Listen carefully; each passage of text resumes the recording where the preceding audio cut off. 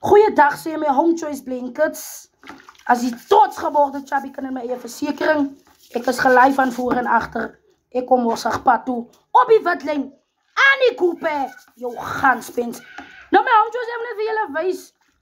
Hoe kom jy handsakkie morsig pad toe? Ek het geskrap. En sy maak die affeltjie vir ons lekker skoon. Sy my handsakkie kom pad se kant toe. Sy is 100%. So lekker Home Choice. So kom my pad toe. As hy gewas is. Kijk, hy is skoon gewas. Wees wel hoe die kop het nog nie gewas is, nie. Home Choice, jy gaan nou die kop was. So lekker die kop, hy is nog nie gewas, nie. Jy kan sien, die skaap was kwaad gewees. Die tong hang eindelijk buiten. Wees hoeveel hang sy tong buiten? Sê ja, hy wou nog iets sê. Maar guys, hy is in die gang, hy is op die witlijn. Ja, hy word nou skoon gemaakt. As ons feeste weer buiten, man, ons het ons geslag, man. Ons het geslag, man. Kijk, Gino is ook eendag blij.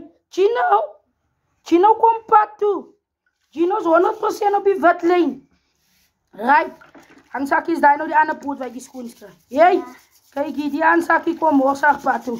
Ek maak haar net gereed. Kijk, sy is net gereed vir die straat. Sy is gereed vir die huis ook binnenkant. Sy is binnenkant, is sy ook recht. Ja, kijk, ek leer my Hansakkie elke dag bring ek haar pad toe. Sy moet nie net mooi bevorm op die straat. He. Ja, jy krijg handsakkies wat kwaai bevorm op die straat. Maar jy nou sê handsakkie, maak goed dat hoor jy nie wat. Ja, anders te sag. Hier, kijk jy prachtig kom jy handsakkie pad toe. Alles op die witlijn. Hallo Chipsy, sê een bykie vir Chipsy ook hallo. Chipsy is op die witlijn. Die is my 2 honde. Kijk vir Gino. Guys, Gino was nog op die tijd baie siek gewees. Maar Gino is die gedra. Gino is op die witlijn. Kom jy Hansakkie 100% pad toe. Hansakkie.